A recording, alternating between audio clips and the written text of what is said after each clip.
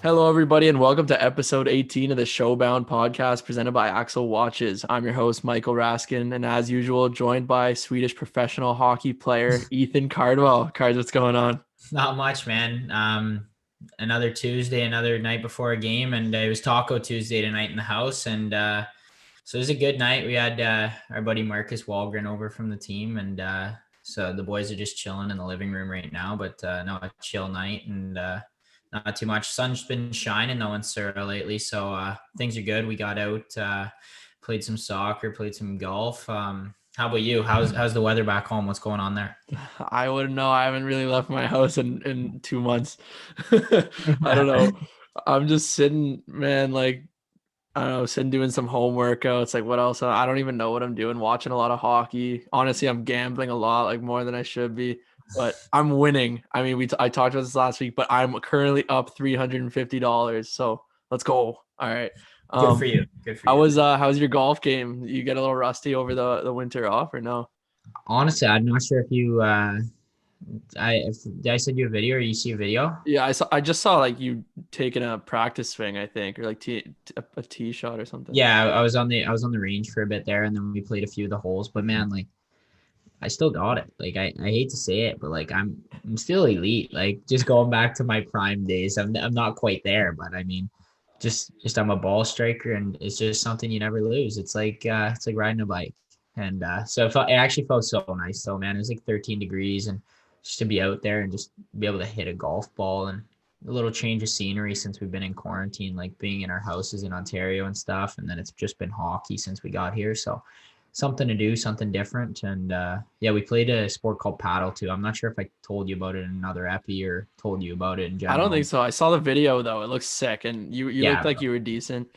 not bad, but it's a lot of fun. It's like squash and tennis mixed in, but Yeah. huge here in Sweden and like big sport over in Europe. So like that's been a lot of fun, and like cheers to the boys for taking us to these places. Man, your life is so much better than mine right now. Like I don't even know. Like I can't even think of what I do all day. I just wake up and kind of like bum around a bit. I don't really know. Like I'm trying to think of what I do today. Like other than just working out, it's really I sit around and like I don't know, think of stuff for the podcast. Like you're sitting there playing games, getting hat tricks. We got to talk about that, by the way. Another hat trick for you and an assist for a 4 point game. We want to talk about how your season's going a little bit there. Yeah, I guess we can. I mean, it's going well. Finding getting lucky. I mean, fortunate enough to get a few points here and there, and got to thank my teammates again for that. They've been contributing to a lot of my success, and I think I attribute a lot of my success to the big ice. I'm a fast skater, and just to be able to use that is a real big key for me over here. But honestly, we don't have to talk about it too much. Let's just keep her moving here. Yeah, I just have one more question. Have you been like have any NHL teams like have you been talking to them at all, or is that even on the radar yet, or is it too early? Well, there's always some stuff going on. I have been in contact with a few.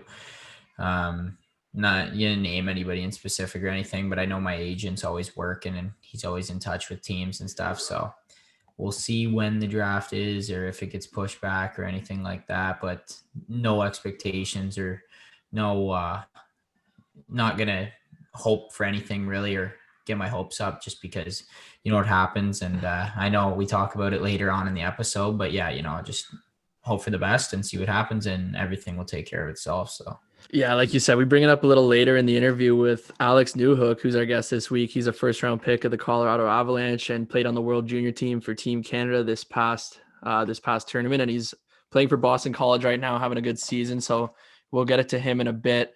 I do want to talk about last week. I mentioned we were going to be giving away an Axel Watch, and I'll announce the winner for this week. The winner is Max Carlo.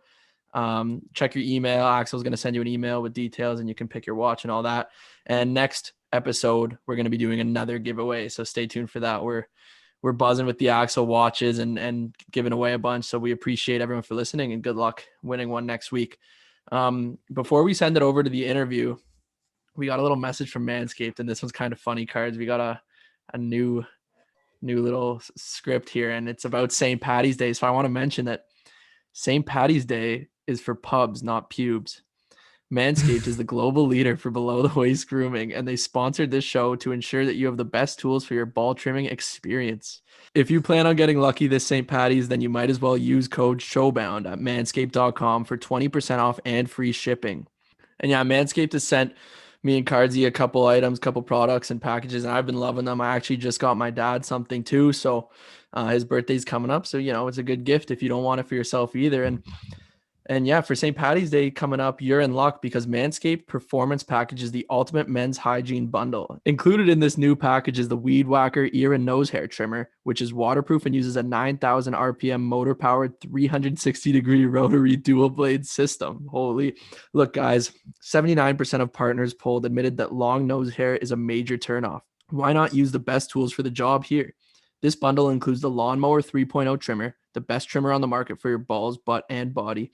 Their third generation trimmer features a cutting-edge ceramic blade to reduce grooming accidents thanks to their advanced skin-safe technology. You'll feel confident shaving your thunder down under. You can also get festive and safely shave a shamrock in your pubes. You and your partner will get lucky, all right. Their Lawnmower 3.0 will showcase your pot of gold like no other. Let's not forget their famous liquid formulations, the Crop Preserver Ball Deodorant and Crop Reviver Ball Toner to maximize your ball hygiene routine.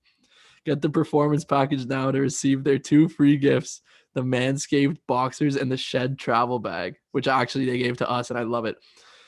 The Performance Package is the best value that Manscaped has to offer and is hot off the shelves. Get 20% off and free shipping with the code SHOWBOUND at manscaped.com. I also want to say that every purchase at manscaped.com goes towards contributions made to the Testicular Cancer Society to bring awareness to testicular cancer, men's health, and early cancer detection. Once again, that's 20% off and free shipping with the code SHOWBOUND at manscaped.com. There's gold at the end of the rainbow with Manscaped. Oh, I butchered that a bit. I got to give you credit though. That's a good read. Like if I was reading that, we'd be here forever. And just to get through that, I mean, a few kind of giggles, but I guess the listeners know, go out and get Manscaped. But before we send it over to the interview here, I just want to give my little cousin Lily a birthday shout out. She's turning 13 tomorrow on the pod, March 3rd. So happy birthday to her. Haven't seen her in a while. Haven't seen any of my cousins. So just hey to my family back home, I guess, too. But wanted to throw that in. All right. Happy birthday, Lily. And with that being said, we'll send it over to Alex Newhook. All right. Welcome to the pod, Newey. Glad to have you. What's going on, man? Yeah, thanks for having me. Not much. Same old regular day here at BC. How you guys doing? Just hanging out. Super excited to do this episode. I know you're great about coming on and just no issues at all and hop right on right away. So we're super happy to have you. And we'll kind of just jump right into it here. Your season obviously off to a great start here. We got 8 points in 8 games to start it off. So how's it going down there? And like, what's it like with COVID at school and whatnot? Yeah, it's been good. We've been pretty fortunate to, be playing throughout the whole year so far. 8 games has been a tough schedule for me so far. I've been out with a bit of injuries and missing a lot of games early in the season being at the World Junior Camp.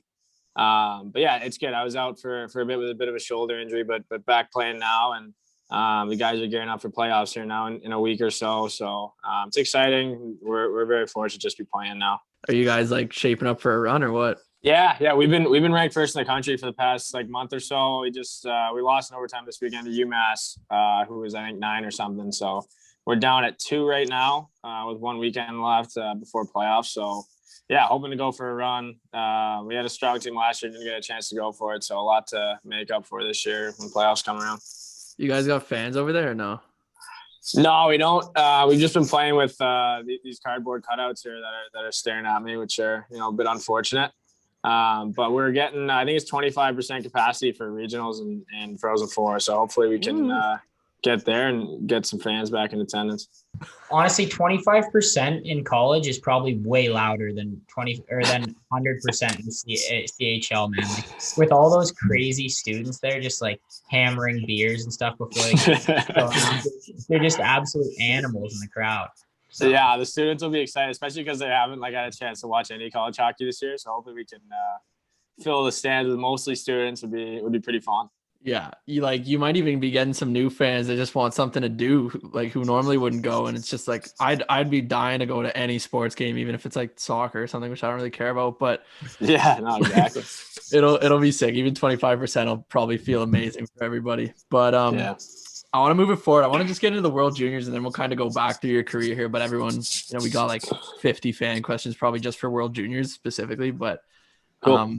I mean, we'll keep it on the empty arenas. Like, what was that like playing in the World Juniors in an empty rink? And did you still feel all of Canada kind of supporting you? Yeah, I mean, it was definitely a little strange and unusual. I think, where everyone that's there is used to playing in front of fans. And, I think with the expectations of World Juniors and how loud it's always, hyped up to be, it's always exciting to want to get there and play, in front of that home crowd. And especially being in Edmonton, it was pretty unfortunate we weren't able to be, with that crowd. But at the same time, it's a crazy year, and for the tournament to go ahead as well as it did, I think we were all fortunate to just be playing there and happy to be playing there. And with the televised games and with everyone at home, not really with much to do, I think we still felt that that support from Canada. And through social media and everything, it was a weird year, but we felt it, and it was still motivation for us to do well and at home. Yeah, definitely makes sense. I mean, yeah, the social media was buzzing, and TSN was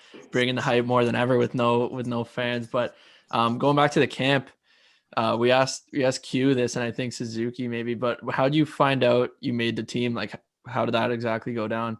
Yeah, so they like put our parents on the phone, and we just knew that the cuts were going to be coming that day. We didn't know what time or when we'd get called down or whatever. And I actually got woken up like early. I think I was probably the first guy. I was right next to Zook actually, and they knock on my door. I like roll out of bed. I was expecting like them to like be like, all right, like you have to come down now or something, but it was like my parents, and there's a whole video crew there, and I'm like naked at the door. And they're like, hey, like you made the team. And I'm like, oh, like unreal. Like, I was like naked. I was like, I should probably put some clothes on or something. But yeah, that was cool. It was cool they got our families involved, and pretty special day.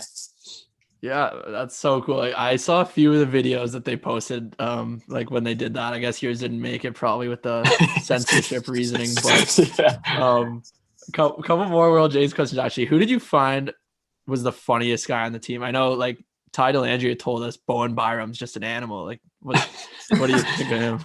Yeah, Bo's a funny dude. I'm pretty close with him, being in the same organization and stuff. But yeah, no, he's a funny dude. He's a character, fun to be around. Yeah, we had a few characters. Azari's a pretty funny dude.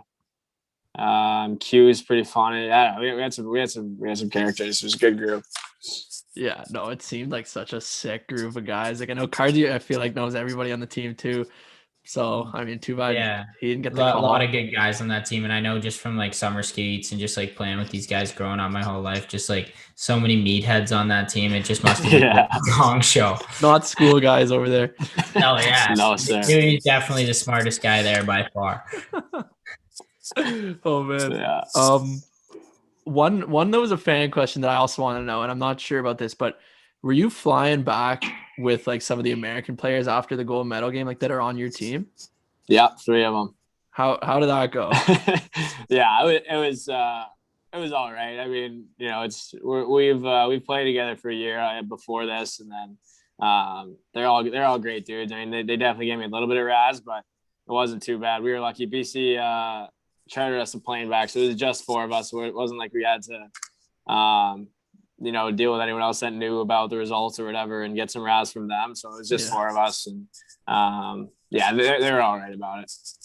Are you like, you must be a little bit upset? I mean, very upset, and they're probably sitting there partying or whatever. Like, are you just like trying to be like, whatever, it is what it is, we're on the same plane, let's just get drunk or something? Like, what's that going? Yeah, I mean, pretty much. It was the next morning after, so okay. A few of the boys were hurting, but yeah, I mean, it was tough because we played that next weekend, and I think any like single elimination tournaments, like it's obviously unfortunate that we didn't win, and I was pretty pissed off. All the guys in our team were pissed, and we knew that we had a pretty good shot at taking it home, but single elimination, and my teammate Spencer Knight, so he was in net against when we played the States, and he was rock solid. So I think you run into a goalie like that in a single elimination game, it's tough for any team to, squeeze out a win. It's anyone's game. So, credit to them, but yeah, it's too bad. Yeah, and you obviously played against Knight, like you practice on him every day and whatnot like that. So you know it was going to be a hard test for you guys, and obviously it was just a tough game there. Just couldn't find it past him. But no, I was just wondering, like, kind of what your feel was like. I know you battled injury during the tournament, and like, what was that like for you during the course of the tournament? And like, how do you feel like you played? Because I know you got a few highlight reel goals there, cutting around defender, just embarrassing tendies. So, how did you feel? Thanks. Yeah, no, it was a great tournament, and we were there for a long time. So we had a lot of time to work together and kind of build up to where we wanted to be for the tournament, which is great. But yeah, the injury was definitely tough, and I think when it happened in our last game of the round robin, and then going into the elimination bracket, you always want to be playing those big games, and for me that was no different. And I was I wanted to get in for the Czech game, and the doctors didn't really think it was possible, and then for them to work with me that much and get me ready for the semis and be a part of the semis and finals. Can't say it was too comfortable, but with the adrenaline and everything, it eases down a bit, and when you get in the moment, everything kind of disappears a bit. So it was good to just be a part of it, and for them to get me there and help out that way, it was awesome. Yeah, exactly. Just being able to get back out there and just kind of fight through that injury, just to be a part of it. And it's just obviously pretty special. I can only imagine what an honor it must have been. But yeah, I think that does it for me with World J's questions. How about you, Rask? You good on that front? I mean, I feel like I could talk about it. Like I want to know so much, but I think we're good. We could probably move on and let the listeners, get rid of our voices and go through his career a little more. Yeah, we'll let the listeners hear a little bit about his career here, some more. So, for those of you guys who don't know, moved from Newfoundland to Toronto, Aurora, right? You went to SAC, Yeah, right? yeah. Okay, so St. Andrews College there. And that was how old were you there? 14 when you moved? 14, yeah. 14. So what was the kind of the decision making behind that, and what made you pull trigger on that move? Yeah. I think I was at the point in my career where I was, in Newfoundland, you can only go so far, I think, playing at home with the competition. And we had a really strong age group, and so it was good to be able to play with that age group for a long time and get some good competition there. But I think it kind of came to the point where I was looking for a bit more competition and a bit more exposure. I think it's always a big thing for Newfoundlanders. You don't really get the exposure when you're staying at home, and no one's really traveling out to Newfoundland to watch guys. So to get away in Ontario, obviously, probably the biggest hockey market in the world, was exciting, and had a great opportunity at St. Andrews to go there and play for York Simcoe. And yeah, really no regrets with that decision. Thought it was a good move at the time, and yeah, really happy with it. Yeah, for sure. And then was like 14's a young age, like that's really young. So was there any struggles moving away like that at home, any homesick or anything like that? Yeah, first couple months. I think the first month I was like all adrenaline, like excited to just get away and start with a new team and all that. And then probably second or third month, you got a little homesick. And then I think after it made it to Christmas, after that, it's been smooth sailing ever since. I think, like you said, the young age and being away from my parents and my sister, it was hard after a couple of months, but got to Christmas, got home, see them, came back, and then it's been great ever since. Yeah, and at SAC there, you would have lived with my buddy Hilly, Cam Hillis. Obviously, you'd know him. So were you guys close? Yeah. Me and Hilly were close. He lived in the room next to me my second year there. Yeah.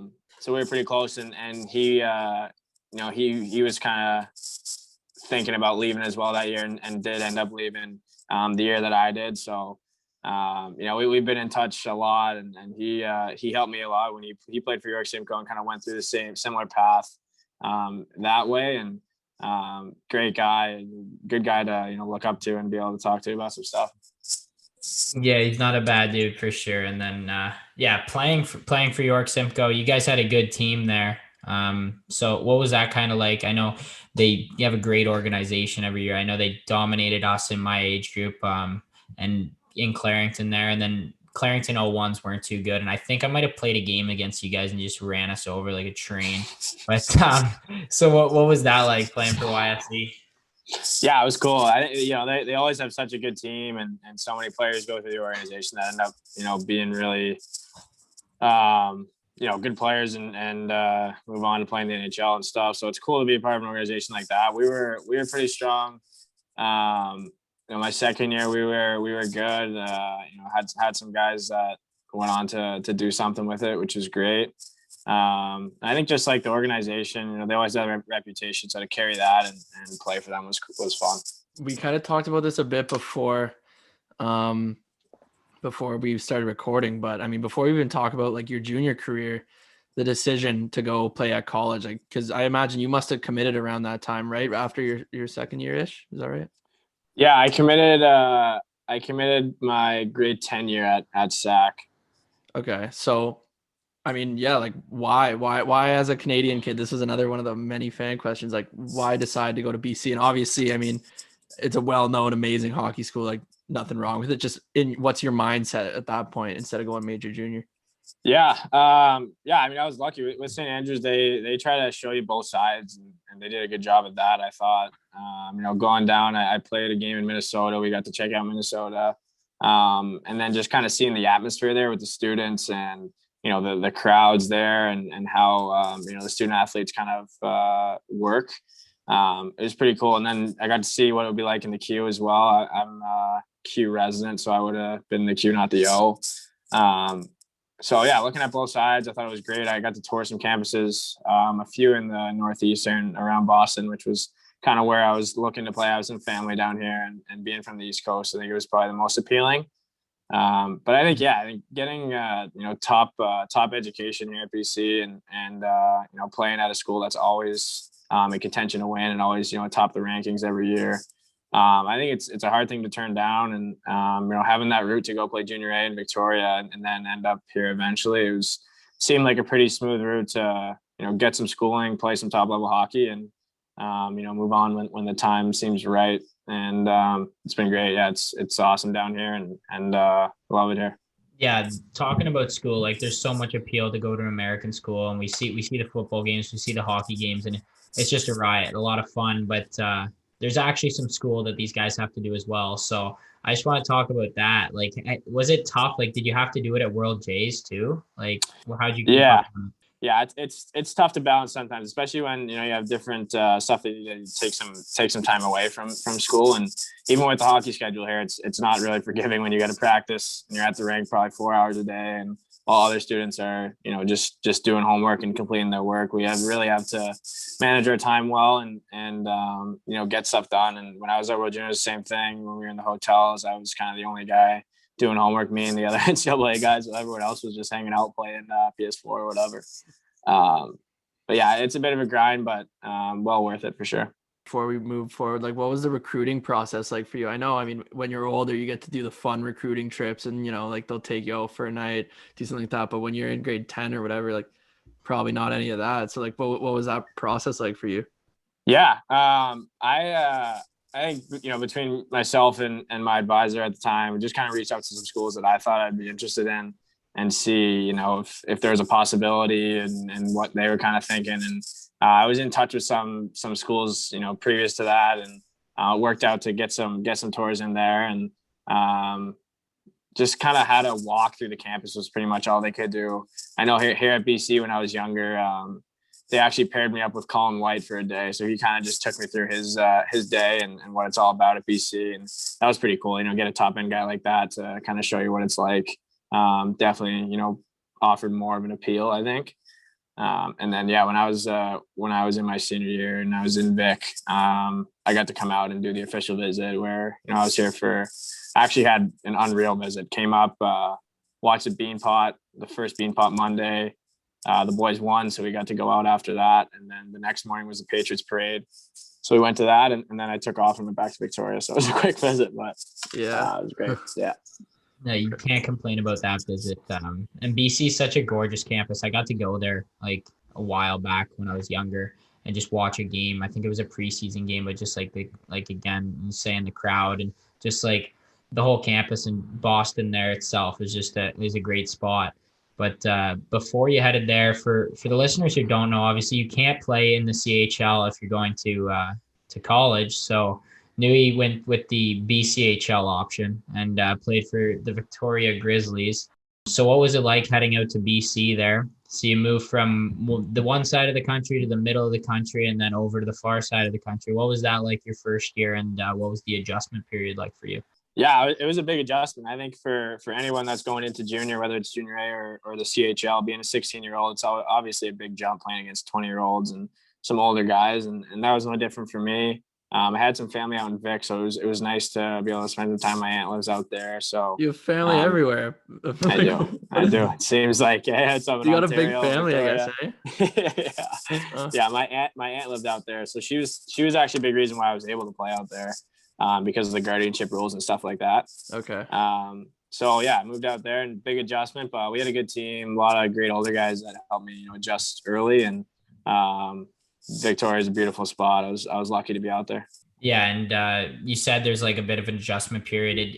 It didn't look like it at all. And what your stats said, there's a bunch of awards here that Rask found when he was doing his research earlier. I'll read off a few for the listeners here. CJHL Rookie of the Year, CJHL Player of the Year, BCHL MVP, and not surprising, you had 102 points in just 53 games in your second season. So just ridiculous numbers that like you don't see being put up in the BCHL often. So what was that second year like? Just getting ready, you're going to Boston College, and just to be on a tear like that all year. Yeah, thanks. Yeah, it was a really fun year. And I think after the first year, Halifax hosted the Mem Cup. So it was definitely an option that I looked at. But at the end of the day, we had a really good group. A lot of the guys that were my best buddies out in Vic were coming back, and I was comfortable there. I was really excited about BC. And so, yeah, I went back and we had a really good year. Our team was strong, went on a pretty good playoff run, and just enjoyed it. I think, your last year of junior, I knew it was going to be my last year before heading to Boston College. So just tried to make the most of it. Got to play with some great players, Riley Hughes and Alex Campbell, both draft picks. And living in Victoria, which is, maybe one of the better junior cities out there. It was just a lot of fun. Just tried to enjoy it, and we had a great year. Actually, do you know Nate Loyson? He's my buddy who played out in Victoria. Yeah. I don't know him too well, but I've met him a few times. He was out there a couple times. He didn't play with you though. You didn't match up. No, he was the year before. Yeah. Okay. Yeah. He's a good buddy of mine who played there, and he loves Victoria, and I think he's from there, so he's always back. And yeah, it's a good organization, and like he's showing me pictures and like looking at his Instagram, like crazy fans, and like, you know what, BCHL cards, what a sick league actually. Honestly. Yeah, dude, it's actually undercover, and like they had I seen this guy at Michigan now. Like I didn't even hear about him. Like I think Kent Johnson. He's Kent Johnson. Yeah, he's nasty, And I never even heard of this guy, and he's my age, and sure as shit, guy's gonna be a top 10 pick this year. I played against him. Was he nasty as a rookie? Yeah, he was good. He was really skilled. Like everyone knew. I mean, 16-year-olds usually don't have the biggest impact as their second year in the league, but he was stupid skilled. Yeah, I remember playing against him, and he was still a standout guy his first year, and he's doing well. Okay, I got a question too. That's kind of like, this might be a stupid one, but how does like a BCHL team compare to a USHL team if you guys were to play like a series? Yeah, I mean, I'm probably a bit biased, but I think the top BCHL teams can compete with the USHL teams for sure. The top BCHL teams have, almost all committed. Like Penticton has all commits every year, their whole roster. I noticed that. It's crazy. Yeah.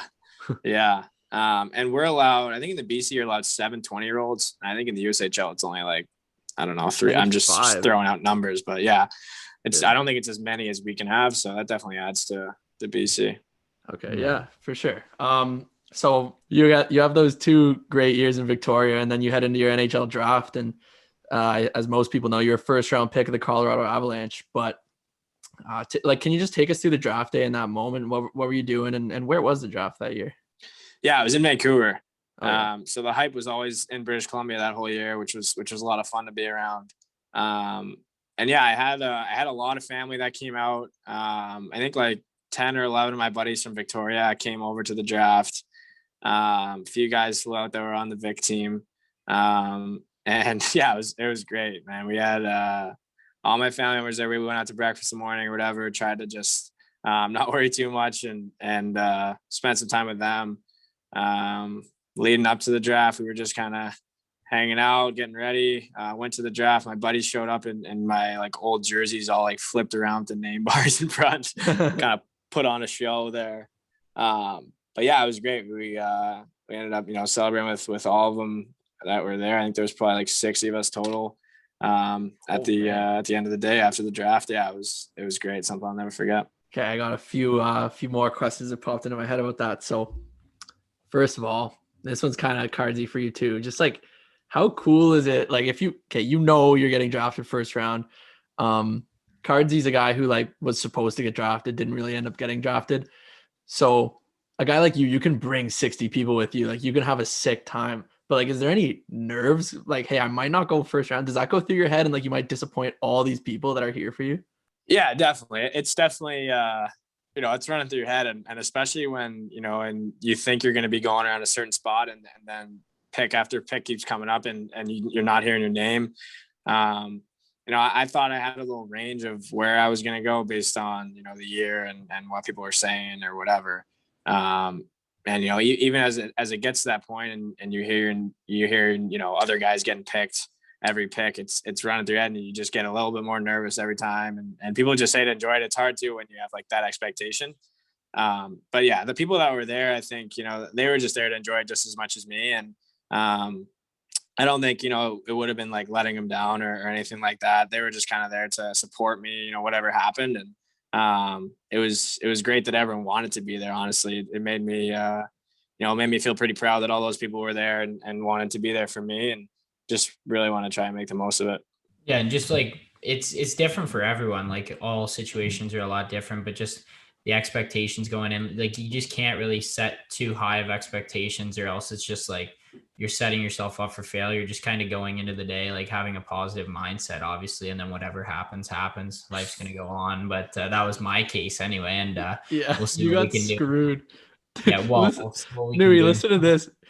Cardsy was the highest rated guy in the draft to not get drafted. Yeah. That's super funny. Rask? I don't know why I'm laughing. I'm laughing because it's funny at this point. Like, you getting passed up on was ridiculous. Like, especially the season you're having now. Like, it's a little bit like you're showing everybody up. But I mean, this guy was rated like mid third round. Like, it's a little. It happens. We'll see what we can do this year. But there you go. We're not here to talk about my draft. Let's keep going. Well, I got one more draft question actually. Like, so did you have a lot of contact with Colorado? Did you think that's going to be, this is the team, or like, did you have another idea? Yeah, I had an idea, of a few different spots that I felt a better connection with, through meetings and stuff. I met with Colorado and the GM of Colorado and their head scout, the day before. So I kind of thought that would be a possibility and, sweet organization. So, it worked out. Yeah, and before we jump into like Boston College first year here, I just want to add like that's pretty sick organization to get into right now. Just the way things are trending there.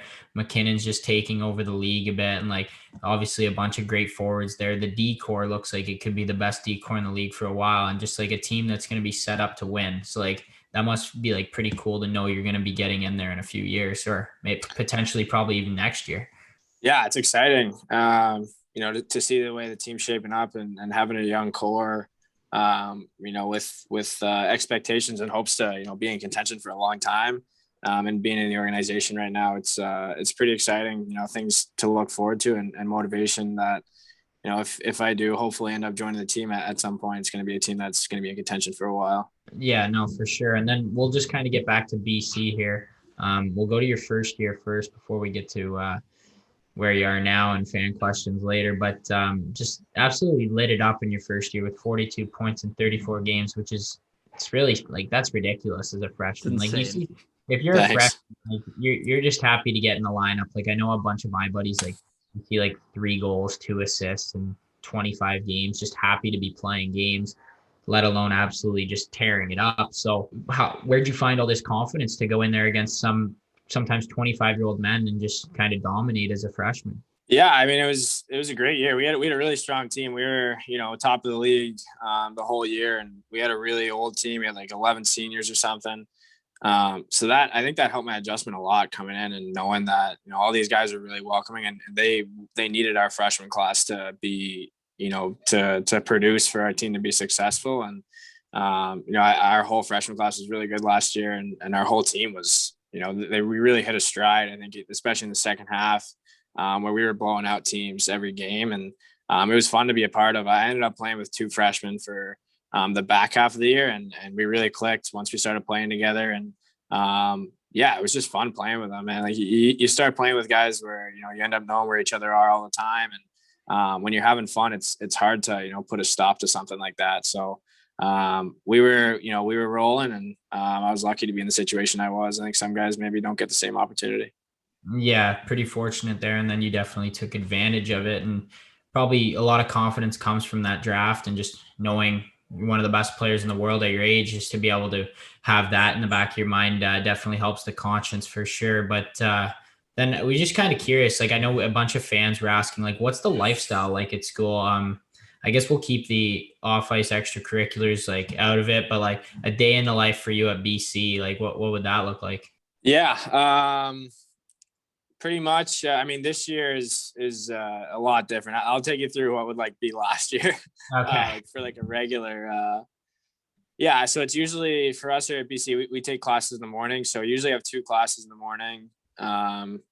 Between 9 and 12:31 ish. And then we usually head to the rink. We have a meeting at 2:45 here. Practice usually right after that, and then we eat dinner at our dining hall right after practice around like 5:36. And then after that, it's usually, a bit of homework or, hanging out in your room with some of the teammates. But that's usually what it is day to day. We usually mix in some lifts throughout our class schedule. So we usually lift like 2 or 3 times a week as well. And they emphasize that a lot being here in college with a lot of older guys. You gotta be strong, and but it's busy and keeps you busy, keeps you going, and it's great. Yeah, and BC, big football school too. I mean, basketball, they got it all. You've probably had the chance to get out to a few of those games, and what was that like for you, just to be able to experience that? Yeah, it was really fun last year when they put on a show here at BC for the football games with the tailgates and everything. And to be at a school where you have a football team, I think it's pretty fortunate. A lot of the hockey schools don't. I mean, aside from the Big Ten, I think we're one of the only schools that has a pretty big football team. So just with the athletic department being that big, it's a lot of fun, and to be a part of that, going to the games, knowing you see these guys around all the time. We know a lot of the players, and it's great to be able to support a team like that. Before we actually send it to some fan questions, like just maybe a little chance for you to kind of flex yourself here. What's it like? I mean, we talk about the lifestyle. What's it like walking around campus? You're rocking like the BC hockey bag or the jacket or whatever. Like, are you getting all the looks? Like, be honest. No, I don't think so. We have like these the backpacks that we got this year. Like, we always get team backpacks, so they're like bright red this year, and it's like all like athletes or whatever. And so I think I don't know if all the looks are always great, but you get some looks wearing that backpack so people can see it from a mile away. It's like bright red. They didn't want to keep the athletes any more low key this year, so they decided to go with bright red. But yeah, no, it's we just kind of fit in, kind of do our own thing. It's not like we're we're trying to walk around and show off our stuff. I don't know if I'm buying that, man. Yeah, Murray told me for the interview he's a super humble guy, so I'm not buying it at all. He's definitely a stud on campus there. I think they all are. Like, you're going to school at such a big school, and you're number 1 in the country. Like, people are looking up to. They know who they are. Like, come on. Yeah, for sure. Even at Brock, and that's Canadian school. Like, actually, it's funny, Kate. You talk about the backpacks. Like, every school has the athlete backpacks or whatever. Yeah. So at Brock, the way they do it, it's like a Nike school, and so it has like the logo, and then on the side it'll go down saying like hockey or whatever sport it is. It's kind of hard to see. Like, they make it weird. So, whenever you're walking in the halls or whatever, and you see like the athlete bags, or you're with your teammates or something, you can see like the people looking, trying to like go like this and like read what sport it is. And you see if it says like hockey or something, they're like, oh, okay. And then you'll see like fencing or whatever, and they're like, whatever.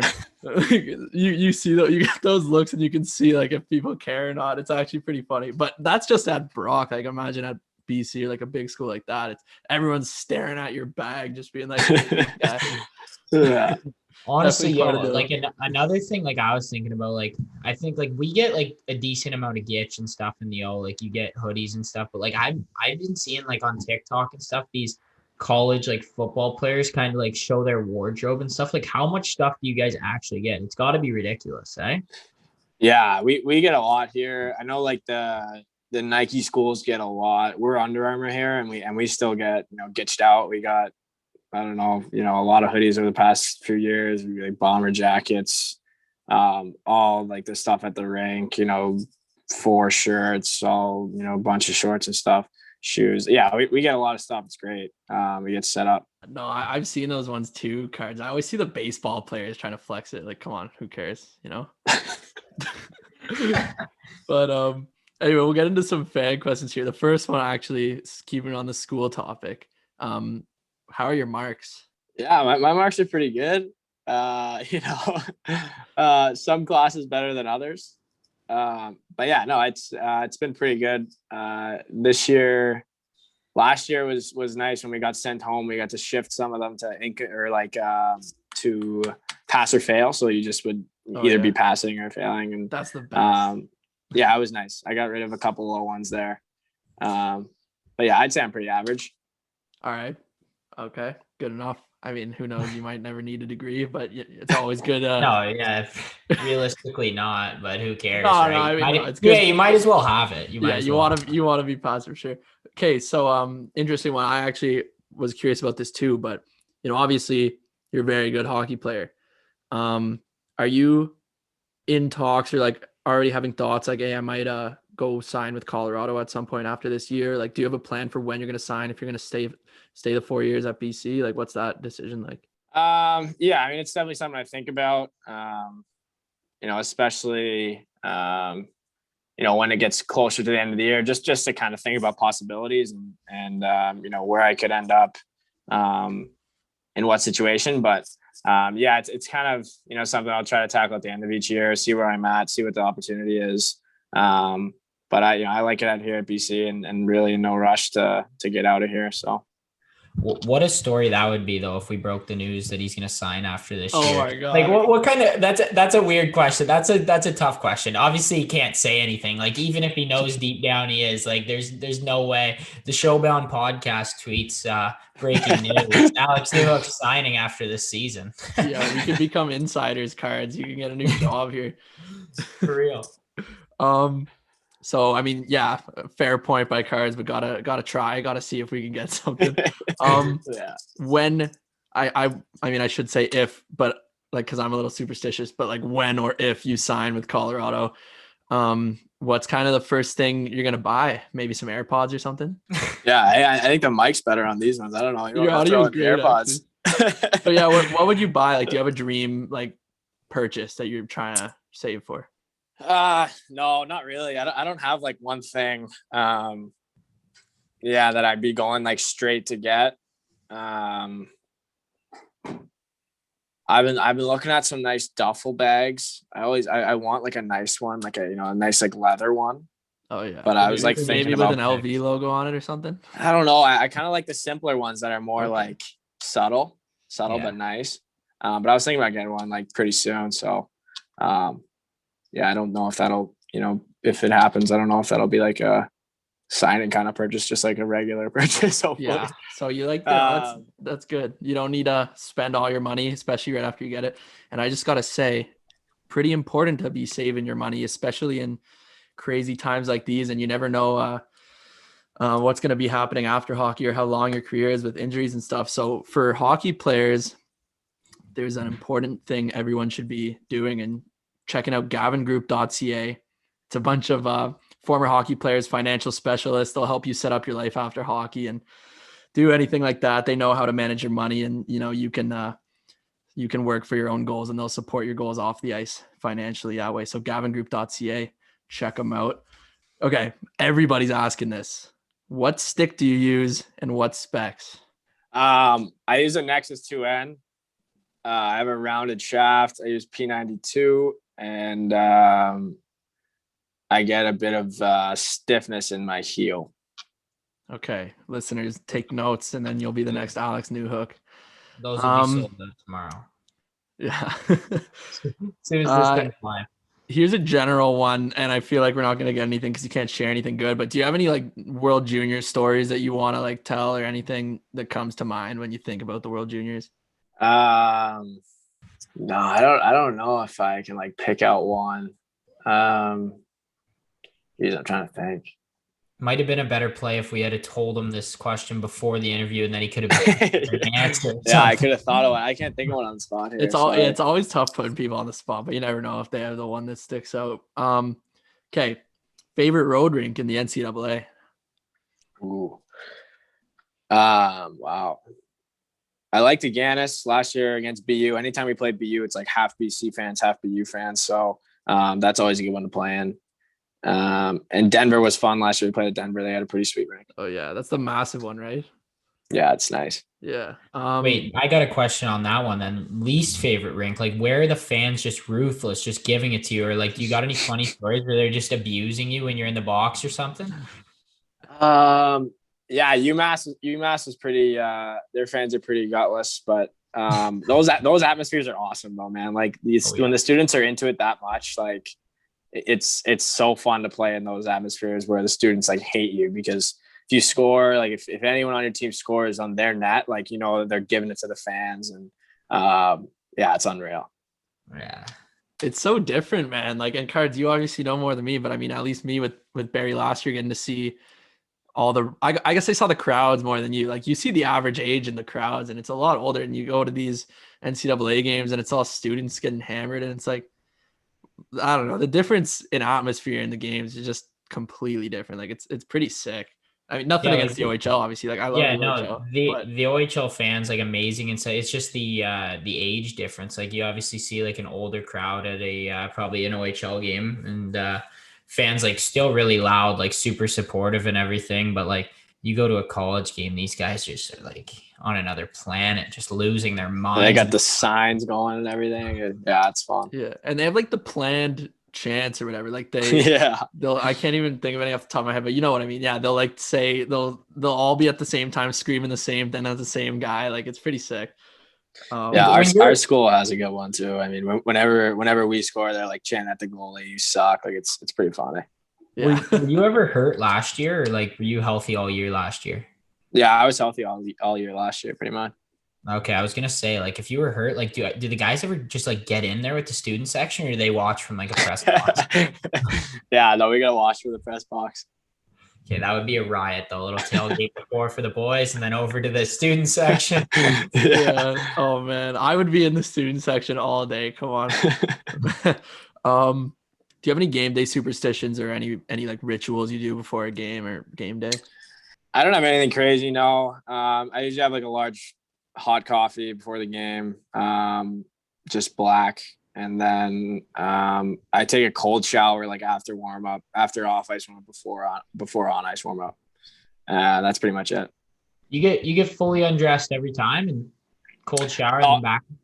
Well, just from like our off ice warm up. Oh, yeah, I just cold shower before we go on the ice. Yeah. Yeah, that's an interesting one though, because I mean, like, there's a couple people that shower like right when they get to the rink, like 3 hours before or something like that. I haven't heard anyone do that though. What's the reason behind that? Just to get the blood pumping or something? Yeah, it just fires me up. I like it. Get in there, loosens you up a bit. I don't like wear a shirt or anything under my gear, so I feel like it's like just kind of gets you going a bit.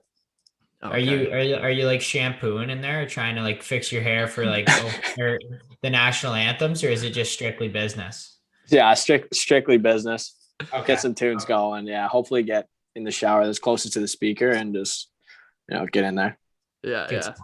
Solid. Okay. Interesting answer. I like that. I don't know this one, but I imagine you probably do. What's your experience working with Andrew Piercy? Oh yeah. Yeah, he's been great for me, and he's definitely the best skills coach in Newfoundland. Every time I get back, we always hook up, and he loves it. He's really into it all the time. One of those guys that just always wants to go above to know what or learn what you're thinking, and then kind of incorporate it in his kind of stuff. But he's creative and does a lot of stuff that helps me and can help a lot of guys for sure. Yeah, we had a lot of Newfoundlanders just swipe up on our little questions thing on the Instagram just to say like we love him, like Newfoundland, like all that stuff. So not even questions, but I mean even I was just feeling the Newfoundland love. So I mean I think this episode's gonna be bumping in Newfoundland, Cardsy. It'll be good. Yeah, record numbers out. But okay, personal question, I guess, not a fan question. How's that like when kind of like that whole like everyone in Newfoundland kind of knows who you are and is rooting for you to make it? Like what's that like? Because for us, like me and Cardsy from the GTA, Greater Toronto area, there's so many NHL players from here. It's like, oh, this guy's from your town. It's like cool, like so is all the others, but there's not a lot of Newfoundlanders that make it, so everyone's kind of rooting for you. What's that like? Yeah, it's the best feeling. I think it's definitely the thing that I'm most proud of. I mean, aside from my family, being from Newfoundland is something that I carry with me everywhere I go, and like you're saying, the support is just unbelievable. And I feel it, every step of the way I have since I left home. And, in these big moments, coming here and then World Juniors and everything, they're always behind you and they're the best people. And they support anyone that leaves and is from the home province there. And they just want the best for you. So, I feel that carry with me, and it's definitely some motivation to just, prove that, Newfoundlanders can get there and can be difference makers in the hockey world. That's unreal. I'm getting like chills, man. Like this. Yeah, it's awesome. I got two more for you, and then we can wrap it up here. I mean, we had so many fan questions, by the way, probably the most of anyone we've had on. So I had to just narrow it down to like the 10 or whatever. But is there anybody you model your game after, or growing up that you modeled your game after? I mean, I think it's hard not to say Crosby, like, being a Maritimer and being the player that he is with, and that he has been forever. I think looking up to him has been something I've always done. And in terms of just like motivation for other people, I think like going back to the Newfoundland thing, when I was growing up, there was like, a few 4 or 5 NHLers at the time that were from Newfoundland. So being able to look up to those guys and see that it is possible and that they've been in the same situation that I was in, was a big thing for me as well. Okay, for sure. And last fan question here. Is there anything you like to do off the ice that you're passionate about, or like any off ice talents or things you just do for fun? I was a big soccer player growing up. I mean, I try to mess around with some of my buddies if we have the chance. I'm not a big like gamer. I don't even have like a console or anything. That's rare. But yeah, I know. Yeah. Yeah. What a loser. I know, exactly. Yeah, that's what everyone thinks. Like, oh, this guy can't even hop on and play COD with him or whatever. No, I'm no, not really. I got into the guitar a bit this year, but nothing really like always that I go to. No, but listen, like I'm totally with Nui here. Like video games, like dust, man. Just a waste of I'm not into it. So I'm gonna say, like, in this conversation, I say we rule you out, and you're kind of the loser here. So there we go. Hey, I mean, you know what? I can't argue with like Alex Newhook playing the guitar. Can you imagine? Like that's just lethal for the women. I don't know if you're saying I'm not great yet, but we can get there. I guess, I mean, just before we wrap it up, I just want to say, for you coming on, we're going to be sending you an Axel Watch. I got my beautiful Axel Watch right here. So we'll have you look at the website and you can pick one and we'll fire it over to you, but you'll be looking very stylish, maybe a little guitar video with the Axel Watch. I'll just strumming away and and he can throw in his duffel bag that he buys too, and just be looking really good. Yeah, the DMs after that. Come on, maybe like on the couch next to me or something, just ready to go. Yeah, exactly. Cards, anything you want to say before we end it? That's all from me. Honestly, just like thanks a lot for taking the time out of your day. Really appreciate you coming on, and all the best to you and your team the rest of the year, and go win the national championship, I guess, right? Oh yeah. Yeah, sweet. Thanks, boys. Thanks for having me. All right. I want to thank Alex Newhook for that. That was an awesome interview. What do you think of that one, Cardsy? Yeah, it's pretty cool. I mean, like, to have Nui on and get like a perspective from a college type of standpoint. Like, we have a lot of CHL guys, a lot of highly touted prospects who just they sign right away. They have the perks, and it's obviously really nice and everything. But it's cool for the fans and like the young listeners, especially, to just kind of see what college has to offer too. You get your education, you get to have a fun time, and you get a lot of getch too. So you got to enjoy that. But no, it's definitely good to talk to him and hear what he had to say about his career so far. And definitely one that's impressed. Yeah, he's an unreal player and seems like a really great guy too. So I enjoyed that. And we'll talk a little bit about some OHL rumors and stuff that, I think everyone's kind of been hearing or seeing on Twitter.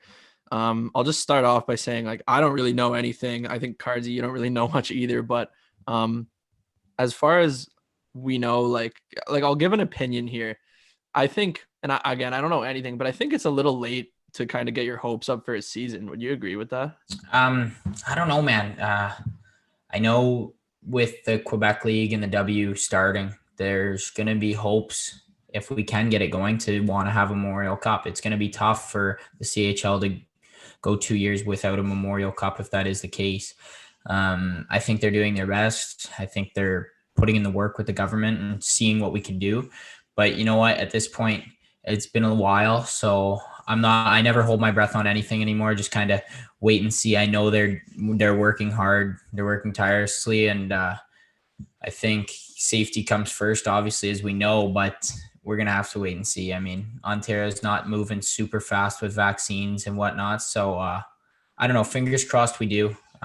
Miss all the boys in Barrie and definitely miss the competition, but that's my take. So I don't know what you got much. What else are you thinking? Well, I agree with you there. And I mean, obviously the OHL is working with the government and doing the best they can, but it's just the circumstances in Ontario are not great. And so, I mean, it's nobody's fault really, just the fact that it's not deemed safe to start. And it just sucks kind of for all the hockey players, obviously. And a lot of guys that aren't even playing this year, like, a lot of people have gone on to Europe or some in the AHL, but there's so many people that just aren't even playing. So you definitely feel for those guys. But I mean, yeah, I guess we'll see. And I think if there is no OHL season, and again, I just want to clarify and preface that this has no basis other than my own thoughts.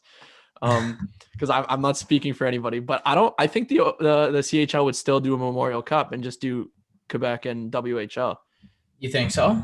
I mean, might as well. And again, like, this is based completely on my own. I don't have any clue really, but I just think they would, even if there's no OHL, and just crown a champion. But there's obviously going to be a little asterisk next to it, knowing that they didn't have to beat an OHL team to get there. So the top league of the three. And I know we're both biased as OHL guys too, to say that, but no, all jokes with that, but no, I'm fortunate enough to be playing right now, but I definitely feel for a lot of my buddies who can't be on the ice right now. And it's tough. I mean, I was in the lockdown before and I took my opportunity, so I'm super happy that I ended up doing that. But yeah, like you said, it is very tough, and that's why my fingers are crossed that we can get going soon enough to allow these kids to get back on the ice for sure. Yeah, and we'll just send it over to the Bachelor segment before we wrap it up here. It was the Women Tell All episode, which honestly, I didn't really like it. People I've talked to all agreed with me that it was just really boring. It shouldn't be a 2-hour long episode. I think like with the Bachelorette, they did 1 hour and then the rest was like an episode, if I remember correctly, but it was just too long. They didn't even let the girls fight. It was just kind of like a long interview with Chris Harrison and like an individual girl for a 10-minute segment, then a commercial. Like it was boring. And I did want to say too that Matt's beard is horrible. Did you see this guy's beard, Cardsy? Yeah, that's a tough look. I mean, look at my hair though. I look like Pennywise, the clown from It, but I can't really talk about hairstyles, but that beard is really bad on him. It's like he almost switched his hair because he had the hair on top before and then a clean face. Now he's got a shaved head and a full beard. So he did the old switcheroo one day in the mirroring, but I don't know. I'm not a fan. So funny when he walks out, and I know you didn't like fully watch the episode, so you might have missed this, but when he walks out, one of the girls was like, "Oh my God, is that James Harden?" That's actually so true, man. He actually does look like him. Yeah, it's a little embarrassing, honestly. I thought it was a horrible look. It wasn't it, man. And his style's been questionable in my opinion this whole time. Like, I don't know. Anyway, really not much to talk about. Was there anything you wanted to say about the episode before we kind of wrap this up? No, I think that does it for me on that front anyway. And yeah. All right. So we want to thank everybody for listening. I'm stealing Cardsy's thunder here at the end. And, we're going to keep making good content for everybody. We appreciate you guys listening, and Showbound to #1 soon. See you guys next week. I'm getting the last word in. Thanks, everybody.